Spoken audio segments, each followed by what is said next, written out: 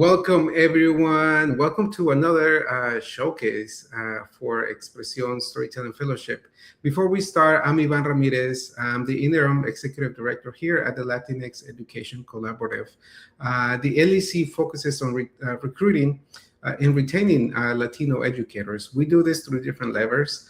To recruit, we have our Futuro Educator Pipeline Program, where we work with students from early as middle school, high school, college, and then we also support many individuals that are in alternative ways of certification. So if you're looking to be an educator, reach out to us.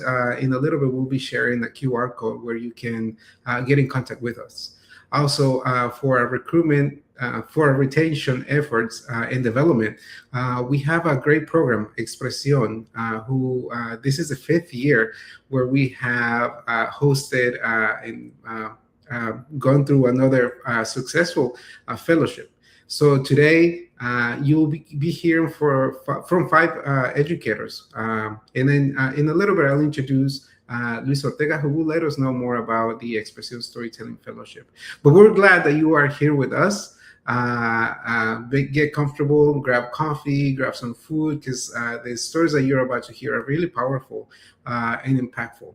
And hopefully it'll get you in the mood to start sharing who you are and a little bit about you.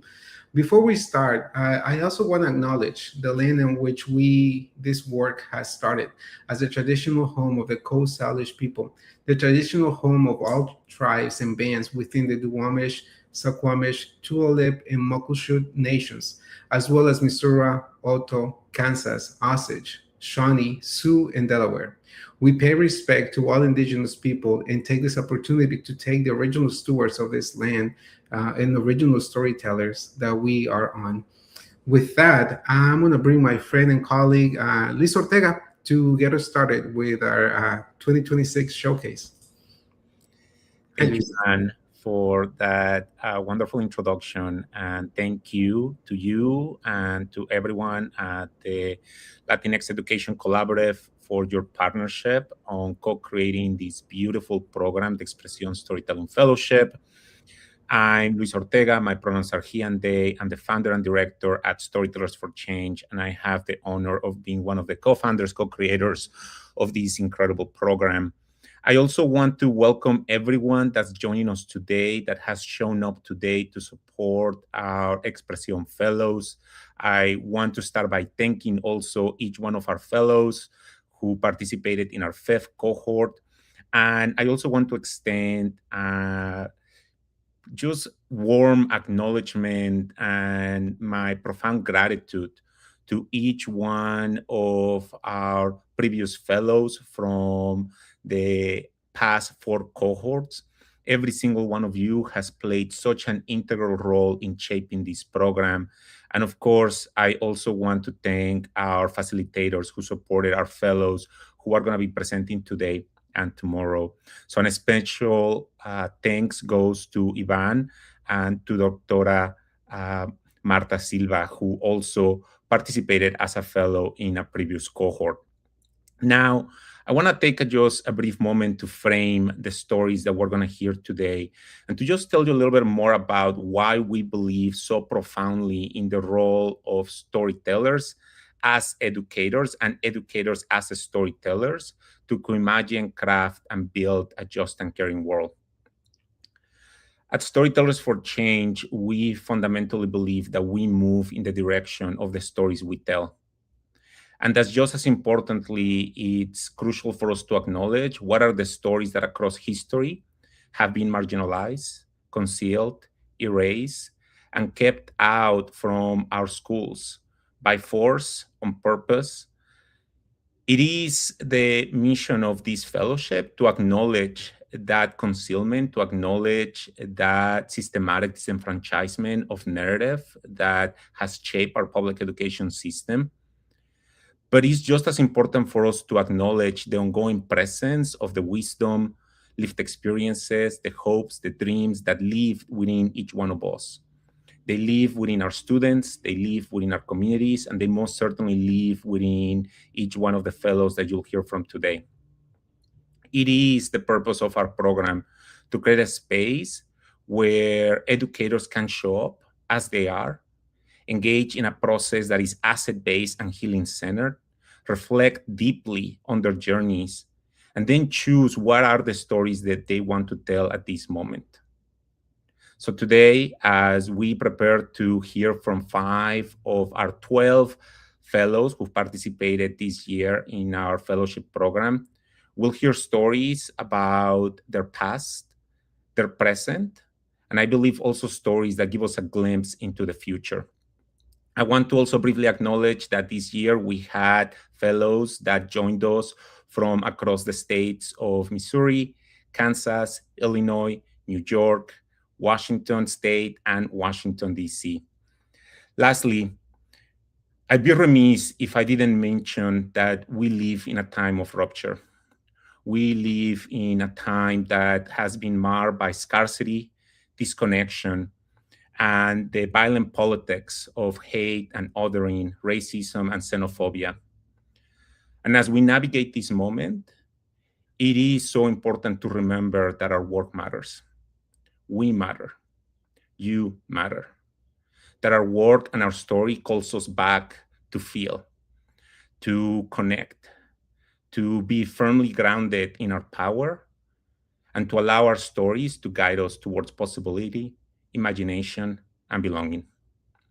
With that, it is my honor to introduce our very first storyteller for this evening. Our Expresión fellow that will be starting our show today is Alma. Alma is an educator, consejera, and equity-minded advocate. Previously, Alma taught social science for grades 6 through 12 and served as Dean of Students in Santa Ana, where she centered restorative and justice-oriented practices. Most recently, she was a disability management counselor at CSU Long Beach, her alma mater, where she received degrees in history and equity, education, and social justice, along with a graduate certificate in applied disability studies. Alma believes storytelling is a powerful act of resistance and preserves lived experiences, affirms identity, and creates meaningful connections through vulnerability, joy, and shared humanity. Alma, felicidades and welcome.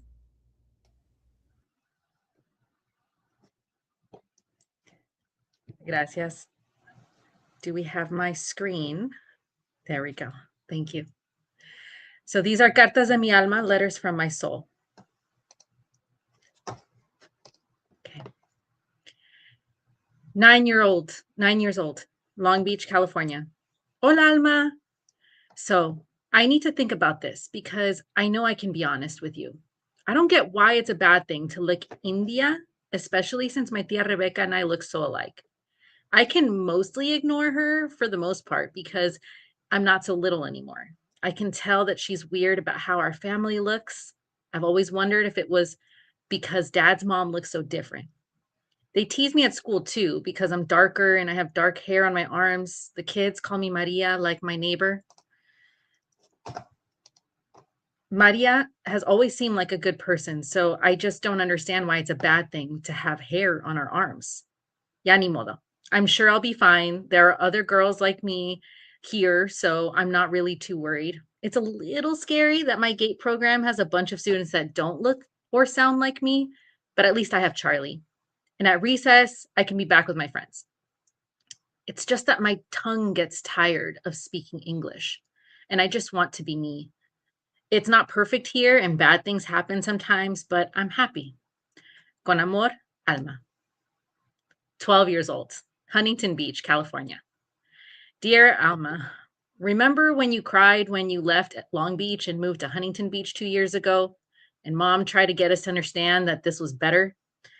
I'm not sure she was right. I thought kids were mean at Star King, but what the hell did I do to deserve this?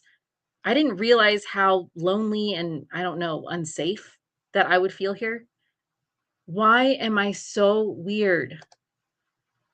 I hate that I don't have any real friends. The hardest part about school isn't the homework or reading, but people. I try to do it their way, getting rid of the things they hate about me so much. I'm a teacher's pet, so I say bad words and dirty jokes that make them laugh. I don't sound American, so I worked hard not to have an accent anymore. They bully me about my hair, but there's not much I can do about that. I begged mom to let me shave, and she finally let me wax my legs. Well, that was a disaster because after a few months, it was ripping my skin off because my hair grows too damn fast. I still have to wax my unibrow, but at least mom lets me start shaving my legs and arms. No one asking me why I'm hairier than the boys. They still make fun of my upper lip hair, saying I look like Hitler. It's not fair. Why can mom have perfectly blonde hair on her arms and legs, but I had to look like dad? Blanca does too, but she has so many friends and doesn't seem bothered. I wish I was beautiful like her. I may not be pretty or popular, but at least I'm getting some compliments on my eyebrows. I don't care that it makes me cry going through the pain of ripping the hair off of my face. At least I'm not hated and getting less attention now. I hope things get better later. I can't wait to grow up.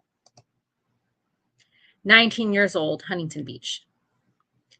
That Golden West doctor is an asshole. I can't believe he casually tells me that the sudden bald spot on my head is alopecia areata and hands me a one-pager telling me I should get used to wearing hats. Who says that? I'm devastated. And without health insurance, these services are the only thing I have. I keep touching that bald patch. It's all I think about. It's not fair that I have to shave so much of my body, but my stress can stop growing hair on my fucking head. The only piece of hope I'm holding on to is that mom has been through it too. She had 3 bald spots after moving to the US and leaving everything she knew behind to be with dad, and her hair came back. Eating lots of protein, giving it time, and hope that it comes back like it did for mom. Please, universe, please. 21 years old, Long Beach.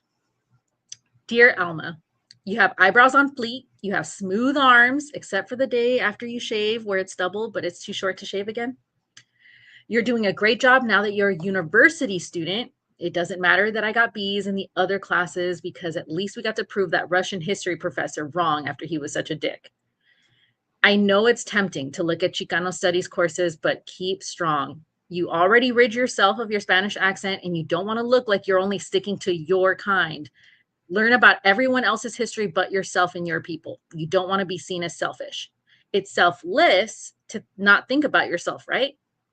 Bury the shame under the work. Focus on working to keep your job and making payments to your car and helping your family.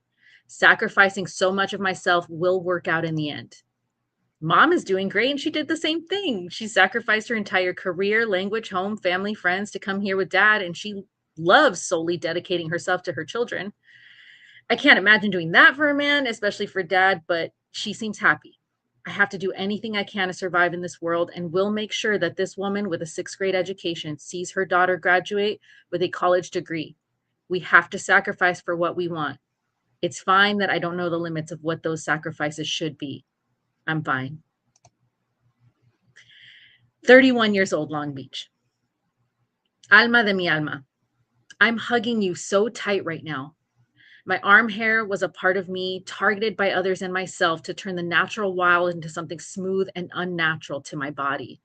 Instead of accepting my humanity as something that exists right now and is allowed to heal and grow, I struggle with seeing myself as an unfinished person. Deficient in ways that make me less than others. Disgusting. Forever misunderstanding others. Now I have enough experience and worked with so many students, and I can admit that often I'm the one that is misunderstood. I can admit that even though it seems so small in the grand scheme of things, shaving my arm hair has been a battle I've been fighting with myself. I've been thinking about this for a while, questioning beauty standards pressed upon me by billboards and movies, but also by family here or Guadalajara.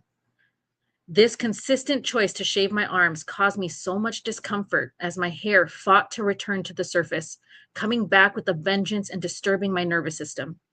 My hair constantly made me aware of its existence, even as I tried to eradicate it. It's time to admit the many hurts I committed to myself. I was so scared of being put into a box for what I looked like and decided to study that I did it to myself.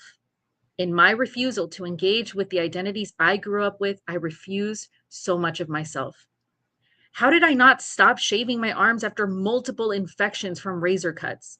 That time that felt like I broke my arm in my sleep from how bad the pain was, and then to not be taken seriously about my allergies to common antibiotics, resulting in my severe reaction.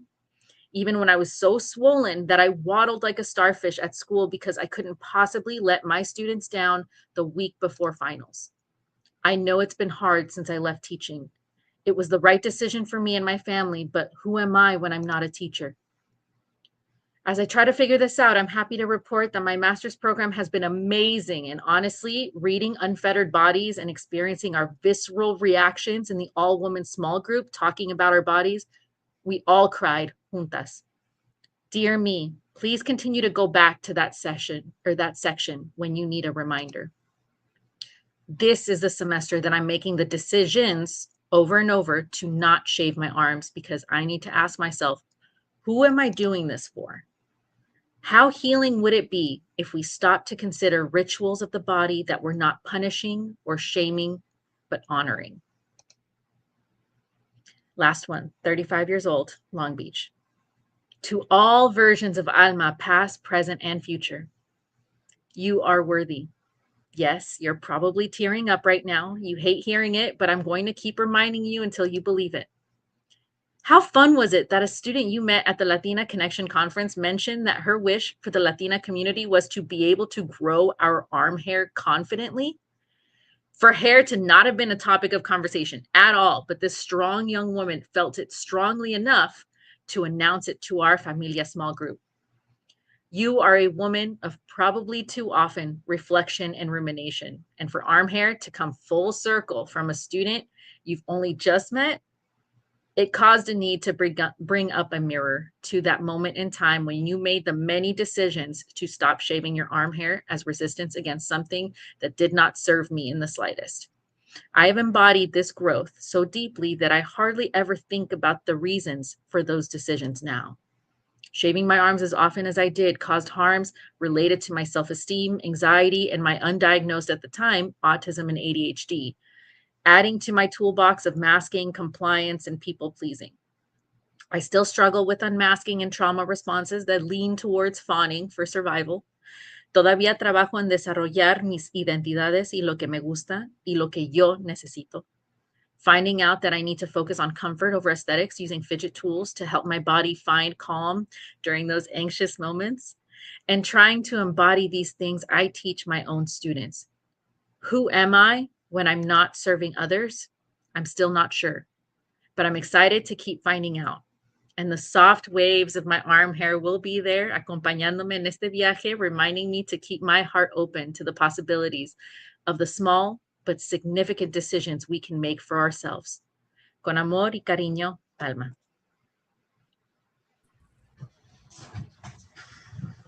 Alma, felicidades, congratulations, and thank you so much for the gift of your story. And I'm wondering if I could ask you a question. Yes, of course. I would love for you to take a moment to share with our audience, and you should just see, take a moment to also see the comments that are just coming through. What is a lesson that you are taking away from this fellowship experience? If you could just take us maybe behind the scenes on what unfolded for you in terms of the process that brought you to these cartas a tu alma. Great question.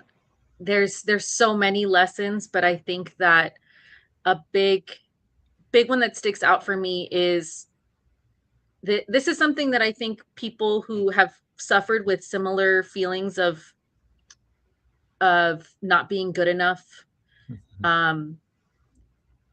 having to find that worthiness within yourself is a job in itself, is something we don't do once and then we never have to do it again.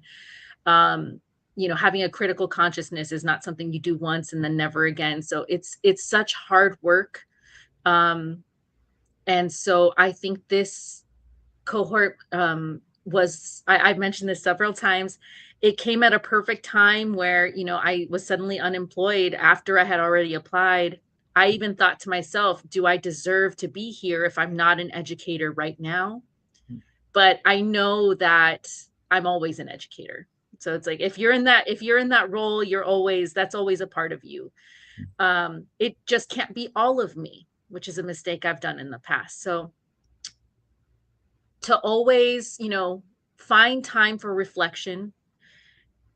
Don't feel like you can only do something like this if you feel like you have like this one big thing, because there's so many traumas, there's so many big things I wanted to talk about, but this was really what hit. And something that you said that really helped me go into here was in the deeply personal. It's like, can you say that line, please? Yes, indeed. Yes, indeed. Something that a dear mentor of mine told me, that in the deeply personal, we find the universal. And the fact that just because I'm not changing major educational policy means that it's not important. So I think our coaching sessions were really wonderful. A lot of tears, a lot of laughs, and a lot of beautiful reflection and writing and creativity. As you saw, you hadn't seen this version with my little, I was trying to capture those moments. So this is an amazing opportunity for anybody that has it. Well, Alma, desde mi alma, thank you to you. And thank you for teaching us. It's been an absolute honor to be with you in this journey. And I'm looking forward to continue collaborating with you and amplifying your story. Thank you so much. And I'm so happy to see everyone else's stories. They're all great. Absolutely. And with that, I have the honor now of introducing our next storyteller. So Rudy Arellano is a passionate advocate for educational equity and currently serves as a program analyst at the DC office of the State Superintendent of Education. His career spans roles as an English and special education teacher in Dallas and Los Angeles, as well as fellowships with Leadership for Educational Equity and Education Pioneers. Raised in Pomona, California, and San Antonio, Texas, Rudy is the proud son of Mexican immigrants. Now based in Washington, D.C., he enjoys exploring the city's museums and cultural events. Rudy believes in the power of storytelling to amplify community voices, to advocate for access to rigorous cultural responsive education for all students. Please help me to welcome Rudy. Hola a todos. Hi, everybody. Oh man, well, the time has come. Let's see. I am going to see if I can share something in a bit.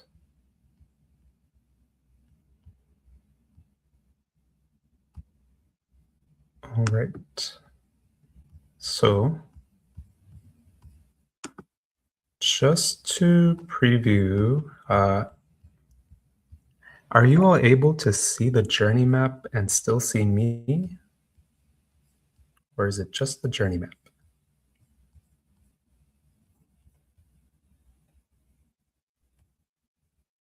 If not, I'll just stop the sharing there. Me and the journey map. Okay. Alrighty, I'll share the journey map. Just give me 1 second. Okay.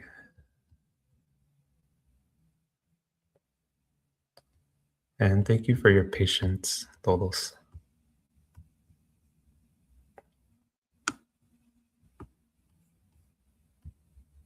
Okay, so let me take you back to 1998.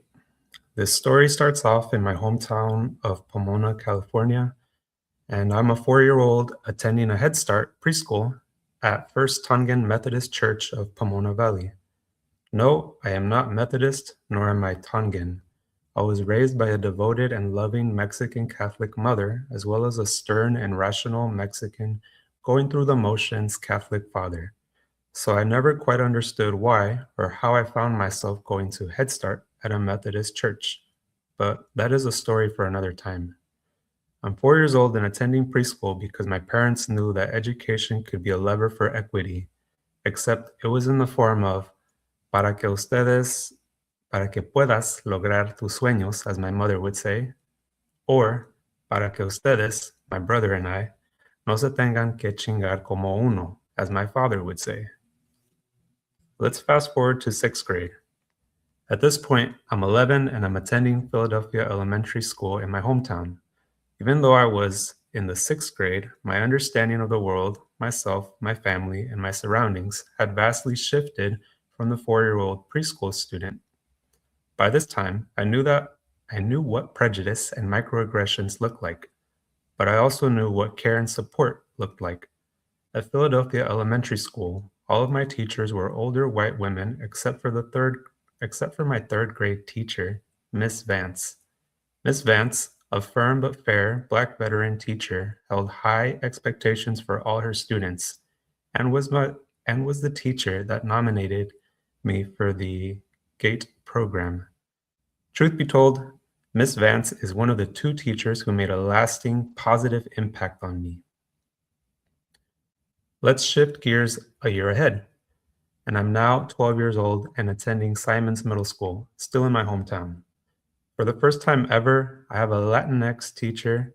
However, I couldn't have felt more disconnected from a teacher with a shared racial identity. To be quite frank, I still cannot remember what my 7th grade English language arts teacher's name was. All I can remember is that she was Latina. Although she was Latina, we were from different worlds. She pronounced her name in an Anglo manner and did not really speak Spanish. If she did speak Spanish, she did a great job at pretending she did not really know the language or her heritage. Unlike her, I pronounced my last name con orgullo, Arellano, and I did speak Spanish. It was the language that I was raised on until Sesame Street and Barney entered my life via PBS. Now I'm in San Antonio, Texas, and attending Earl Warren High School. During my high school years, I had 3 Latina teachers, but only one truly resonated with me the most. Miss Allard, or Senora Allard. Miss Allard was my Spanish 1 and 2 teacher during my sophomore and junior years of high school. Mrs. Allard was a high-energy, outspoken, red-headed Puerto Riqueña maestra who took pride in her craft and the communities she crafted in each of her classes. Senora Allard was unapologetically Latina, and she did not shy away from bringing her whole self to the classroom. Mrs. Allard was the segunda maestra that made a lasting positive impact on me. When people ask me why I decided to get into teaching, I usually try to assess the context and what type of response is appropriate.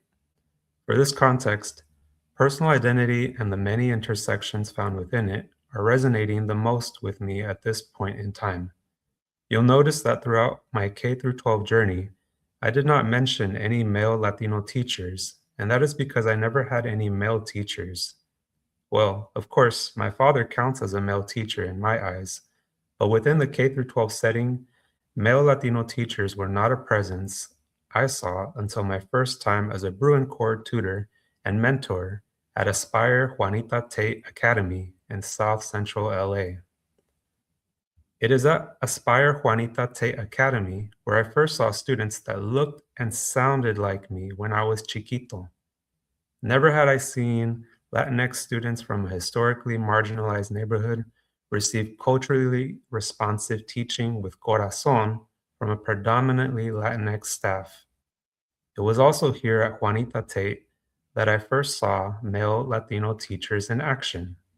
By spring of 2017, I knew that I also wanted to step foot in the classroom and continue to make a positive impact on students in communities that reflected facets of my upbringing. As destiny would have it, I found my pathway into teaching through a joint partnership program between City Teaching Alliance, then known as Urban Teachers, and Johns Hopkins School of Education. I graduated from UCLA on a Friday, and the next morning I drove to Dallas, Texas with as many belongings I could pack into my red two-door Mini Cooper. Bright-eyed and eager, I was ready to embark on this new journey and commitment. Let's fast forward to winter of 2018 through 2019. I was a 7th grade English language arts teacher at Young Men's Leadership Academy, an all-boys public middle school in Dallas Independent School District. I was en route to completing my master's in education, and yet I was feeling like I was not doing enough because I could not connect to some of my students. I was integrating best practices that I was learning about from my graduate classes and instructional coach. Yet I did not understand why there were students who were not engaged and constantly exhibiting outbursts. My lessons were culturally responsive, student-centered, and incorporated universal design for learning principles, but I still could not seem to reach one particular student, Raymond. As weeks went by, it was clear that Raymond needed more support than I could provide. However, I started to reflect and wonder why I automatically assumed I could connect with my students just because I too was male and Latino and came from a similar background as my students. There had to be a disconnect that was preventing me from building relationships with students like Raymond. I made it clear that everyone was welcome in my classroom and hate would not be tolerated, but I had never explicitly come out to my students. Despite working with a few colleagues who would say homophobic things, I was very much out and did not shy away from who I was. Although I brought all parts of myself to the workplace, among the staff at Young Men's Leadership Academy, I did not bring them into the classroom with my students where they mattered most. Realizing I wasn't bringing my full self to the classroom and the impact that this was having on my relationship with my students, I decided to strategically announce my outing during a poetry unit I had planned. The lesson was an analysis of Langston Hughes' poem, Mother to Son.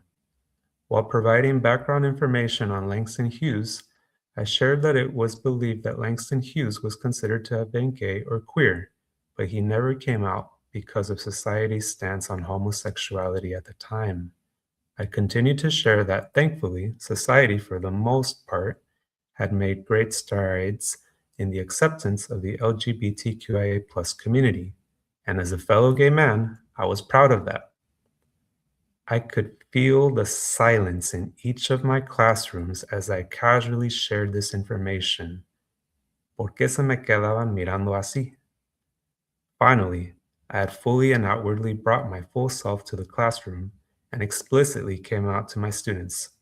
From then on, I realized that it was not only important for my students to see a positive role model through a male Latino educator, but even further as a gay male Latino educator. Students like Raymond then found someone that they could relate to.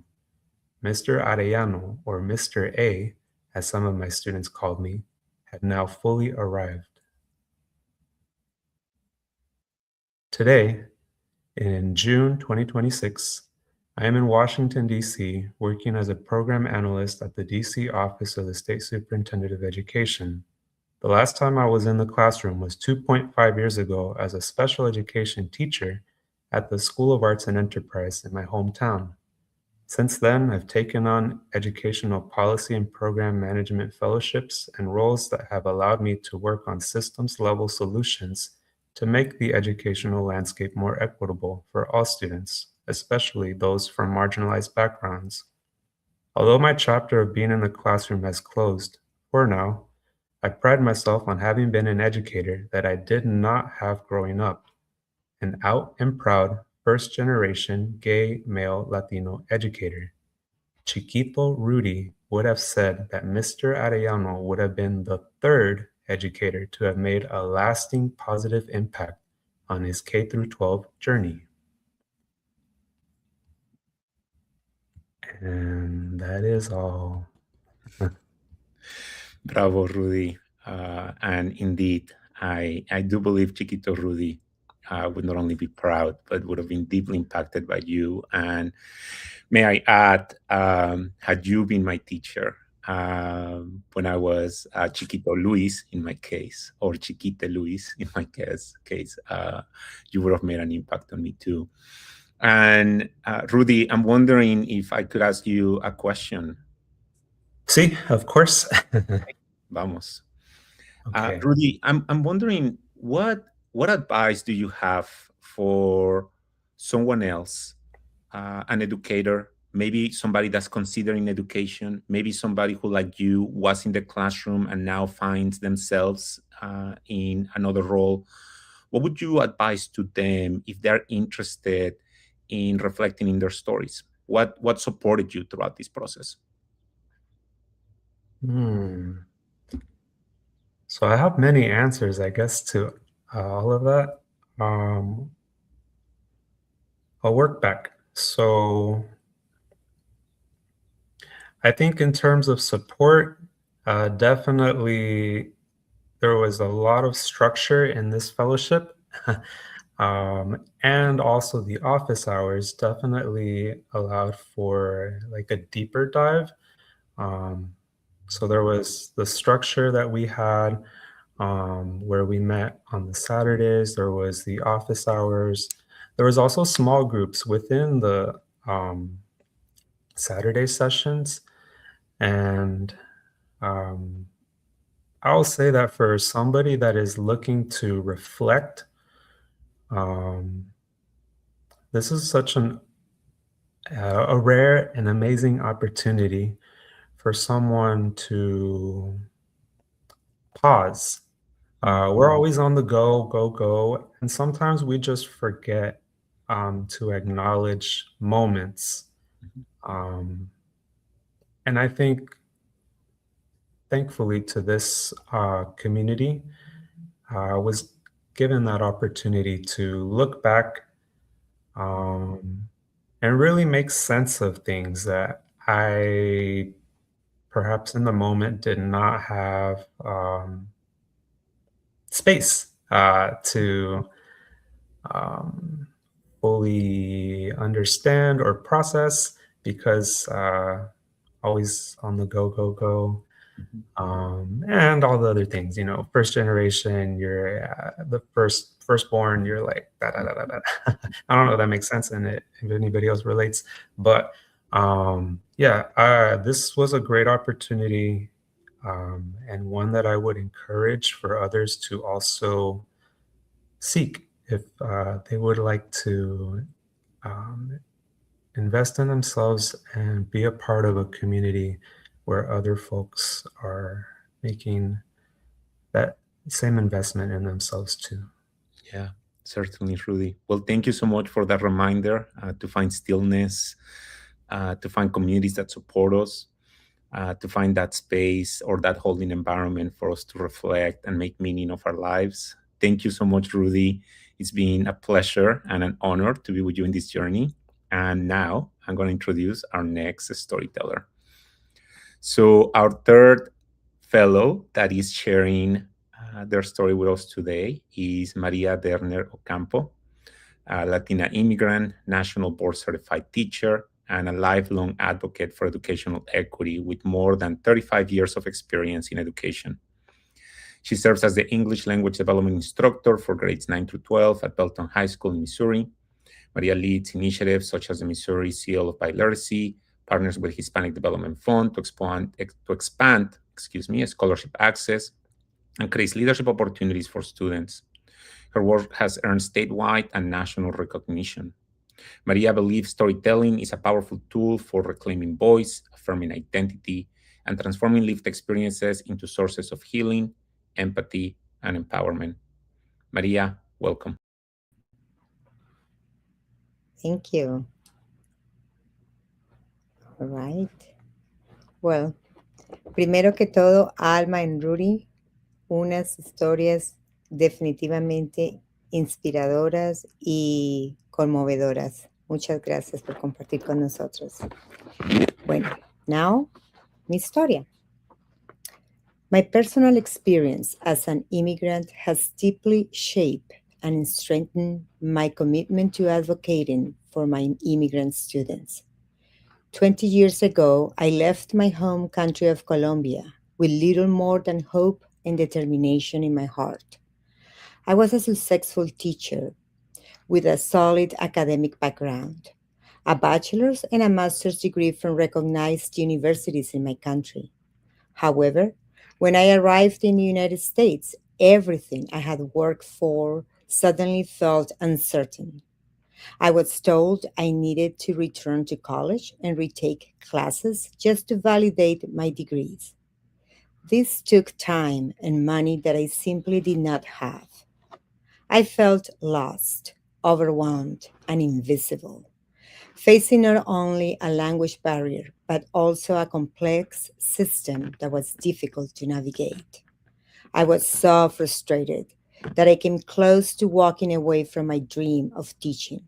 And like many other foreign trained professionals I knew, even considered settling for a job in retail just to survive.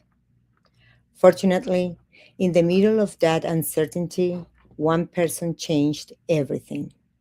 Someone saw my potential, believed in my academic background, advocated for me, and helped me obtain my teaching license. I still had to go through many hoops and spend money, but I was finally moving forward instead of being pushed back. In the end, my bachelor's degree was recognized, but my master's degree was not fully accepted. I only received partial credit for it. Because of that, I had to take out student loans and enroll in an American university to earn another master's degree. That is how I ended up with two master's degrees and two student loans, simply to prove the value of an education I had already earned. Because of that, one person who 21 years ago took the time to sit beside me and help me navigate the intricacies of the US educational system, my story did not end in frustration. Instead, it continued with purpose. Since then, I have been able to make a positive impact on countless young people. Now, I feel compelled to provide the same advocacy and support for my multilingual learners who are new to this country. This includes any and all undocumented students who, like me and any other human being, carry dreams that deserve to be seen, valued, and protected. As an educator, I have the honor of teaching remarkable young students whose stories, resilience, and hopes inspire me every day. These students are gifted and compassionate and have deeply enriched my life. Yet, despite their dedication, intelligence, and untiring spirit, there are students who face a heartbreaking reality: the inability to pursue higher education or enter their chosen profession due to their immigration status. Witnessing, witnessing these injustices has reinforced a lesson I first learned through my own experience as an immigrant. Too often, students and entire communities are defined by what they supposedly lack, whether it is wealth, privilege, English proficiency, legal status, or access to opportunities that others take for granted. Yet, when I look at my students, I do not see deficits. I see intelligence, determination, resilience, and extraordinary potential. At Belton High School, we made a conscious decision to see multilingualism as a beautiful and powerful asset. We embraced our multilingual learners, honoring their languages as strengths and celebrating everything they bring to our community. This is why my school launched an empowerment initiative centered on the Missouri Seal of Biliteracy, not just as an award, but as a declaration. You belong here, and your skills enrich our community. We organize after school test preparations, invite former multilingual learners who now are nurses, entrepreneurs, mechanics, and designers, just to share their journeys and create clear, structured pathways for recognition and give hope. That shift was powerful. Students who once asked, "Who cares? Why bother?" began asking, "When is the test?" Parents who once hesitated to attend school events now fill our conferences rooms. They have come to realize they are not alone, that they have an entire team of compassionate adults supporting them and cheering on their children's success. The first Seal of Biliteracy ceremony celebrated trailblazing seniors, draped in purple gowns and gold cords. These students held certificates that symbolized not just accomplishment, but possibility. Since 2021, more than 60 BHS students have earned the Seal of Biliteracy. Over 11 multilingual learners have received the $50,000 Casey Scholar Scholarship. And our partnership with the Hispanic Development Fund has helped raise more than $65,500 in scholarships. These accomplishments demonstrate what is possible when a community refuses to let dreams die. Yet, scholarships are not enough. The system remains flawed. Waiting for sweeping reform cannot be our only strategy. We must act now. Educators and communities must publicly celebrate multilingualism, establish formal recognition programs such as the Seal of Biliteracy, create scholarship partnerships for immigrants and especially undocumented students, and invite community members to serve as role models. Belief grows when it is practiced collectively. Every ceremony, every scholarship, every mentor reinforces that hope is not abstract, it is built. Maria, bravo, bravo y gracias. And I have to start by saying that as I was hearing your story, and I've heard the story a couple of times, but I'm feeling something different right now. And I'm realizing that it, for me, is a reminder of that saying that we are the ones we're waiting for. I think, especially towards the end, as you remind us that waiting for the system to change is not enough. Like we ourselves are how we change the system day to day through our practice, through our work, through how we approach ourselves and how we approach our students. So thank you for that beautiful reminder, just deeply from desde mi corazón. Gracias. Yes. It's an important reminder. And I have to say also to courageously advocate for our undocumented students, our undocumented families, our mixed status families, to continue voicing that our humanity is undeniable. So thank you so much for your advocacy. And if it's okay, I would love to ask you a question. Of course. Okay. I'm wondering, Maria, you've been teaching for 35 years. You have a long, beautiful, powerful career. And at this particular moment, what called you to want to share your story? Why is this an important moment for you to reflect and say what you just said a moment ago? Well, it all started with me feeling I have only been teaching in the high school level for 5 years out of those 35 years. And that's when I realized that these students, they are just getting ready to leave school and be and face reality. This is real life for them. And then 2 years ago, when I saw these students that I had been working with them for 3 or 4 years, and we were ready for graduation. And then we have all these plans, and we're going to apply for these scholarships. I want to go, I want to be a cosmetologist. And then the other one, I want to go and study interior design. And then after meeting with these people at the job and college career, and they were told, no, you can't. You can't because you cannot apply for FAFSA, or you don't have a social security number. And then seeing those students coming back to me crying, like in tears, and then it was real for me. And then I get emotional. And then I was like, what can I do? This cannot be, there has to be something for these students, because they cannot spend their entire career or years of schooling thinking that there is something else for them, and come to this point just to say being told no. So that's when I said there has to be something. And then we look out for other opportunities, and then we found the Hispanic Development Fund and so many other institutions out there that they offer pathways and ways to support these students.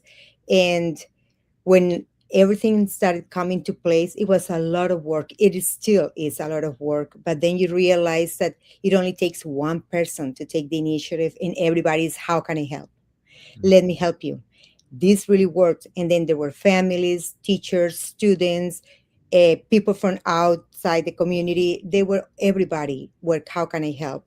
So I felt compelled to share this story, because if after one or two teachers out there say, oh, maybe I could do that for my students too.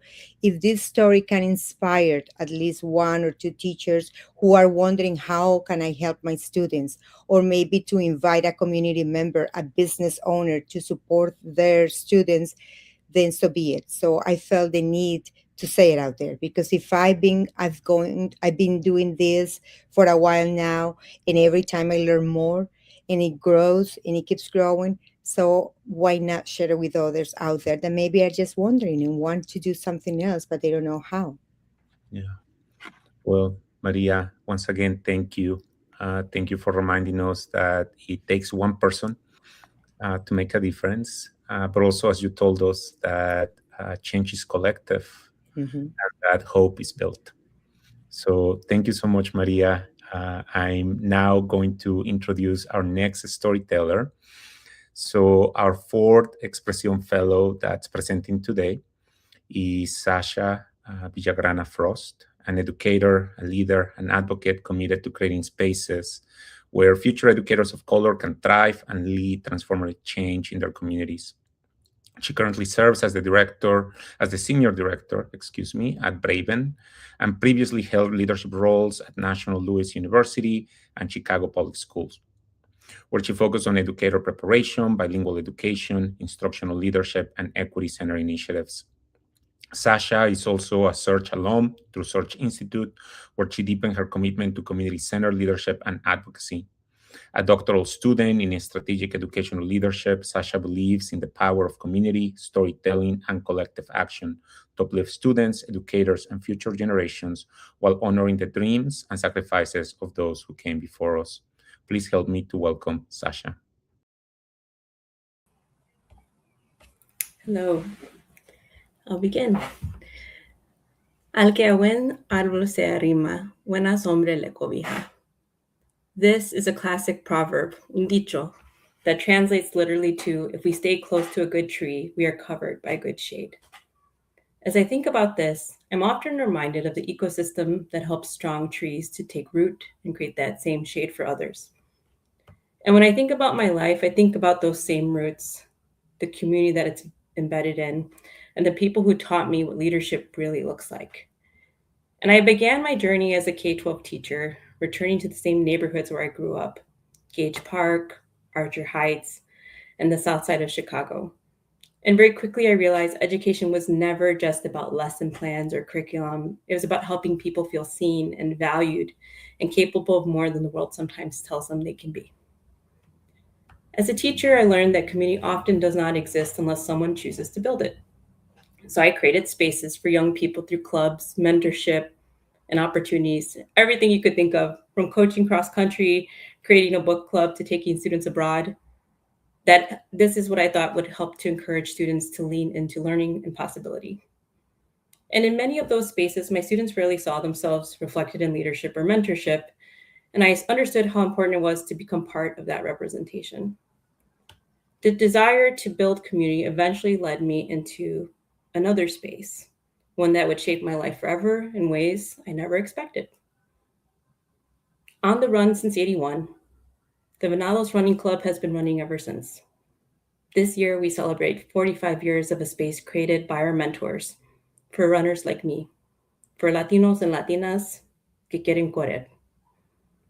And they built a community when there wasn't one, a place for people to come together, to clear their head, to be themselves, to support each other, and to just run. A place for those que quieren correr porque el correr es bonito.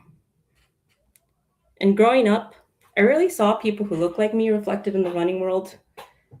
And I loved the sport. I loved running in high school.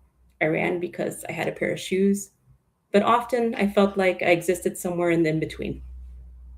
And in 2013, I decided to join the Venados Running Club, a community created for us and by us. And for the first time, I found a space where I fully belonged. And for the first time in a long time, not only was I a runner or athlete, but I was also just myself. And this place became more than a place to just train. It was week after week we showed up. We ran the same streets of Pilsen. We shared meals after runs, stories, celebrated milestones, birthdays, anniversaries, weddings. We carried one another through life's challenges. And what began as training became more than friendship and mentorship. It became family. It became a place where people encouraged one another, challenged one another, and reminded each other of what was possible. It was there that I met my best friend, Margaret. One of my first memories of her is the welcome email she sent me when I joined the club. Welcome to Venados Running Club. We're excited to have you as a member of the 2013 team. I couldn't have known that that simple invitation would mean so much more. And it taught me something really important. Sometimes all it takes is opening yourself up to possibility and saying yes and showing up. And I did, and the rest is history. And Margaret had a way of making people believe they are capable of more than they imagined for themselves. And our lives over time evolved, and Margaret and I stepped into motherhood together. We helped create opportunities for young runners and other women who wanted to race and see themselves in the sport. We shared a belief that representation matters and that every young person and every runner deserves a place where they feel they can belong. And through her friendship and ongoing mentorship, I began to see running not just as a sport, but as something woven into my life, into discipline, joy, healing, community. On one of our last long runs together, we ran side by side for miles, talking about dreams, hopes, everything we wanted for our families, our communities, and the kind of future we hope to build. Somewhere along those trails, I realized that running had become sacred space, a space where friendship, honesty, and becoming could exist together, a space where even doubt felt safe enough to share. And today, I'm learning how to hold space for grief. This season of my life is marked and shaped by the loss of my best friend, mi mejor amiga, a fierce athlete, a bold runner, una mamá llena de cariño por su hijo y familia, a mentor, and someone who poured so deeply into the lives of others. Somewhere along this journey, I've also had to learn how to keep moving and keep running while carrying grief. And it's her life that reminds me that all of the accolades and leadership, titles and recognition, this is not what life is really about, right? Really, life is measured by how we encourage people, how we make space for them, how we help them believe in themselves. It is measured by the steps and the actions we take to help get others to their destination. And so I share how Margaret was and will always be a beautiful tree in my life. And as I continue to lead our youth club every week, and we now have 35 plus kids that join us. I'm reminded of how her shade still shelters so many of us. And on Wednesdays, she's with us in the joy and the laughter heard by the kids running and playing in the field. Margaret's family embodied that same spirit, and I would be remiss if I didn't mention Pops, her father-in-law, our Pops, an original Venado, who has told us many times, "A donde quiera andábamos corriendo, invierno, aguacero, con viento, con lluvia, nublado, el correr es bonito," and running is beautiful. And I think what he was really describing was a life lived in community, showing up through every season, the extraordinary and the ordinary alike. And so it is because of her and this foundation she helped to bring back the club. I continue to believe in creating spaces where people feel seen, supported, and capable of imagining more for themselves and for our communities. I know I will continue to carry that with me into every space I enter and every generation I hope to serve.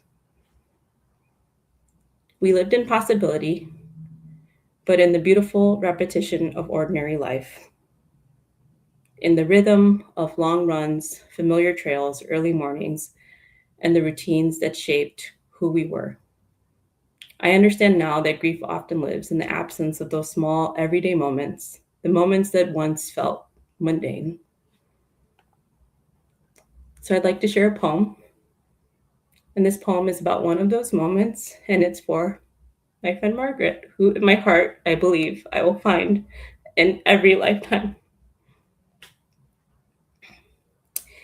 Kilómetros y ropa. I'm grateful to have to do laundry. Un montón de ropa on the bed. Never ending, siempre vuelve.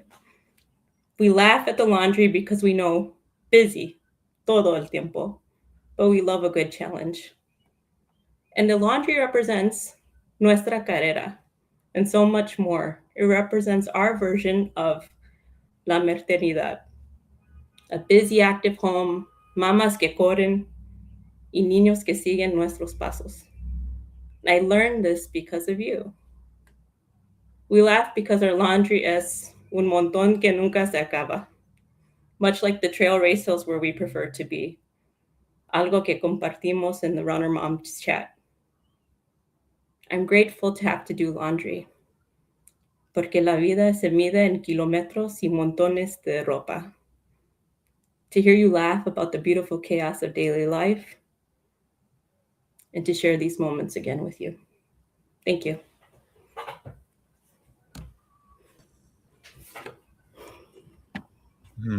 Sasha, I'm holding your poetry, the images of the venados running. I'm holding the memory and an image of Margaret, this image of ropa interminable, siempre presente.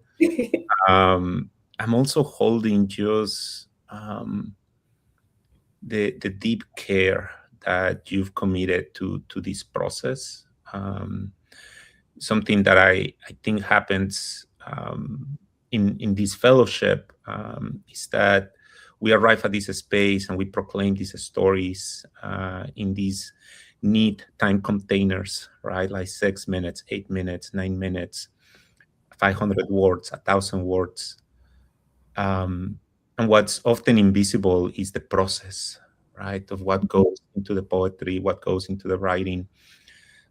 So I'm wondering if it's okay with you, if I could ask you maybe a little bit of a question about what advice you might offer to others about writing and about stories. Is that okay? Yeah. So I'm wondering, Sasha, for you, as you think about running, what might running have taught you about storytelling, and what good storytelling teach you about running? I think one of the beautiful things about running is you're often alone in your thoughts, right? And, I say kilometros for a reason, right? You're running miles and miles, right? Kilometers at a time to train for something bigger than yourself, right? And in that process, you have to really think about, am I ready to be in space with my thoughts? And sometimes you just are and you're ready for it. And you might weave in and out of thinking and reflecting on different points in your life. And more recently, I had to kind of step back into it. I was training for a marathon this June. And the passing of my friend, of Margaret, was recent. And there was a moment of where, do I run or do I not run? And I decided I run. I run because she would tell me to run and she'd want me to do it. And I think I was the most afraid of being in my thoughts.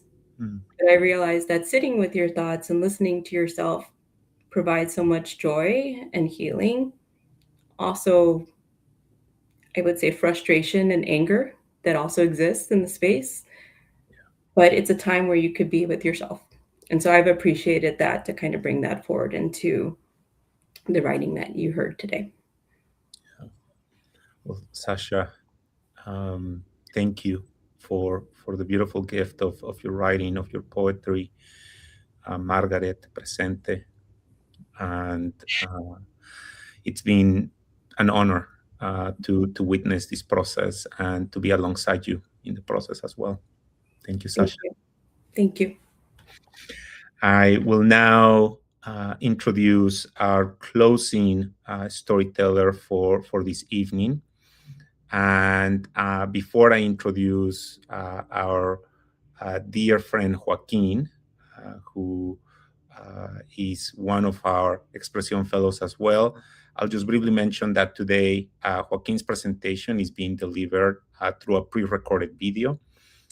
He's in a very different time zone right now, and it would have been very difficult for him to be with us live today. But he's recorded his story for us. We will watch the story, and then after hearing Joaquin's story, I'll come back briefly to close us off.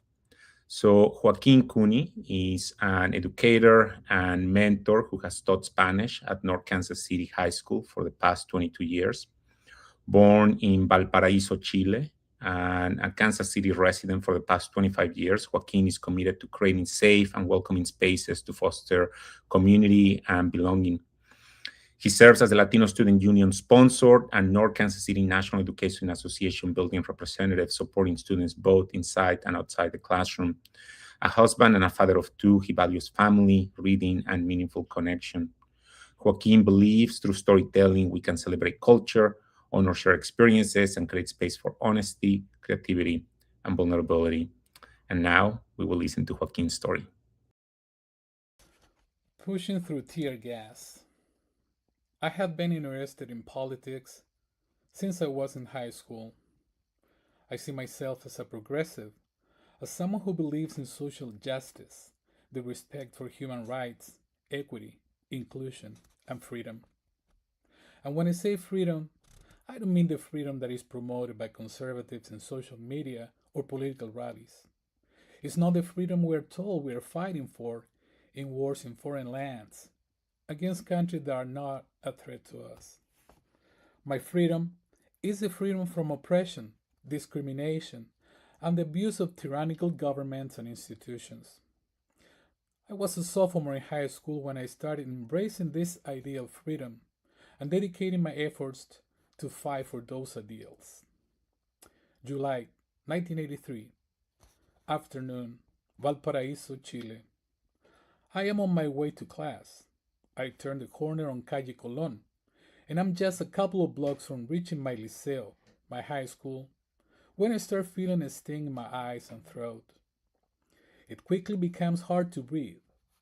As I approach my high school, I notice the upperclassmen are protesting on the street and that police forces are trying to disperse them with tear gas. Some of the students, covering their faces with handkerchiefs, kick the canisters back to the police as if they were soccer balls. I run towards the access door without stopping until I find myself in the main courtyard of the building. Inside, things are as chaotic as outside. There are close to 40 canisters, still releasing tear gas all over the place. Students are running towards the restrooms in desperation, hoping to find an open fountain so they can drink water and wash their faces. Tear gas makes it extremely hard to see and breathe, and water doesn't help much. Outside the building, things are getting dangerous. Police cars have surrounded the building, and some classmates tell me that there are rumors the police will enter the building. We don't want to be arrested. We decided the best thing to do is to leave the building, as so many other students were already doing. We see that some of them are being arrested as they exit the building. Our plan is different. We rush towards the north side of the building and jump over the fence. There's a bus stop a few meters from our landing spot. A public bus stops and the driver opens the door and invites us in. We say thank you. He smiles and drives away. That July of 1983, millions of Chileans realized that voicing our discontent on the streets was dangerous, but a valid way to conquer the fear that kept us silent for the last 10 years. It was also a political awakening for my generation. It was the time to decide whether to condone and excuse abuses or to join the protest and fight for a democratic future in a country that had suffered too much. I became one with the people behind the clouds of tear gas, the people willing to push through and recover their freedom. 5 years later, our dreams would come true. During those 5 years, I marched and protested because I wanted something better for my country, because I was tired of the military ruling, because I was tired of the crimes, the disappear, and all the injustices of a brutal system.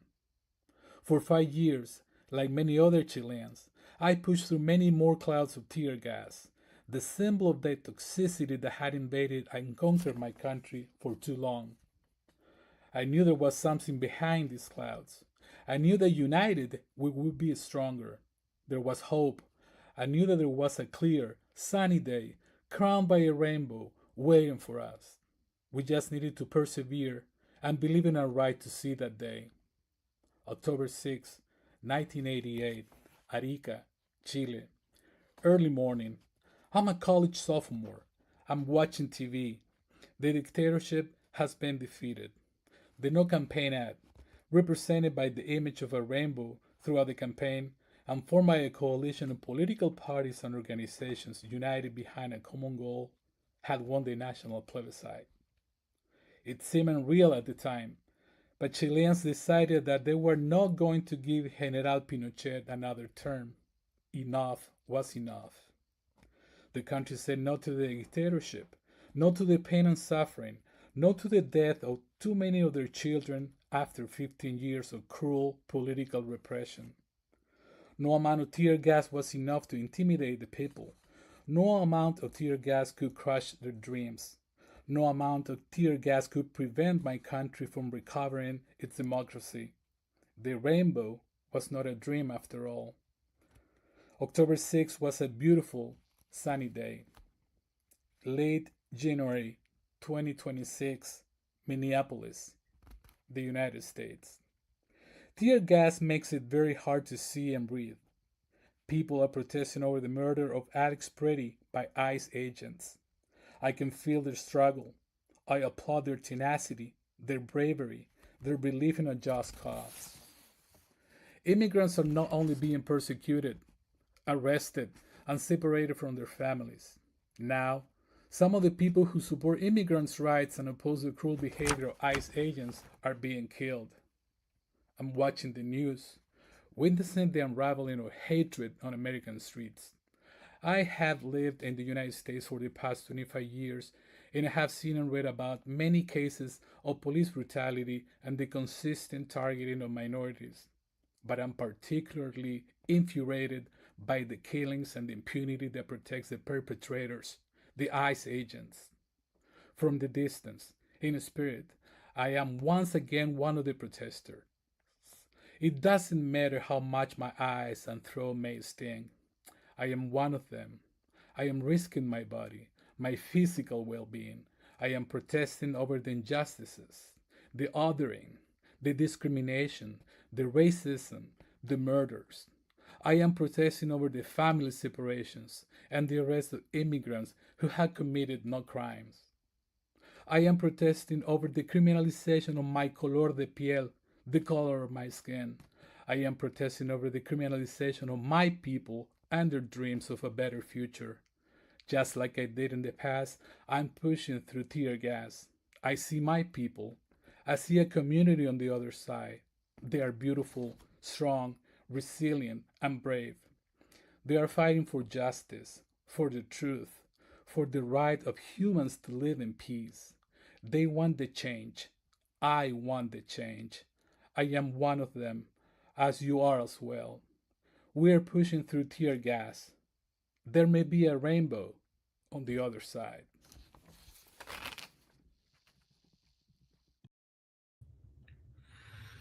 Joaquin, my dear friend, colega, compañero, I know you are not with us right now, but you may be watching this later. And I just want to offer to you my solidarity, my deep care, and my commitment to see through the foggy landscape, to see through the tear gas, to believe in what comes after, and to believe in each other as we move through this moment. To every single one of our fellows who presented today, I want to briefly tell you how much I deeply admire you, how committed I am to each one of you. I want to say thank you. I see you, I hear you, and I'm with you. I'll always be with you. To everyone that joined us today, I invite you to take a moment to breathe, take a moment to tend to yourself, take a moment to hold what needs to be held and to let go of what needs to be released. There's a lot in the stories that we heard today. So I invite you to approach yourself with care, with love, and to just be deeply rooted, both in the beauty of the stories that we heard today and also the possibility. I opened today by offering that the stories that we will hear today, we're going to invite us to learn about where our storytellers come from, where they are today, and perhaps to give us a glimpse into where we can go from here together. And with that, I want to offer just a brief closing statement. And that is to invoke the scholar and philosopher Gloria Anzaldúa, who talked about arte como poder y medicina, art as power and medicine. And she tells us that our work as artists, and for today, I'll allow myself to extend this to our role as storytellers, that our work as artists and storytellers is to bear witness. She says to bear witness to what haunts us, to el daño, to los desaparecidos, to our loss, to our grief, to the patterns of injustice and harm, to the systems that tell us that we need to change our bodies, or the systems that tell us that we cannot bring our full selves to the classroom, that some of our students don't deserve to dream big enough, that there is only one way of holding grief, that we should be defined by our titles, that the tear gas will overwhelm us, to bear witness to what haunts us. I'll offer that it's just as important for us to bear witness to our love, to our hope, to our care, to our sacred knowledge, to our inherent capacity to heal, and to our power to transform. Alma, Rudy, Maria, Sasha, Joaquin, you've transformed me. And thank you for witnessing with me. To everyone, I hope that you will be joining us tomorrow for our second showcase, where we'll get to hear from 6 more of our Expresión fellows. Thank you, everyone. And remember, together, we can change the narrative. Thank you.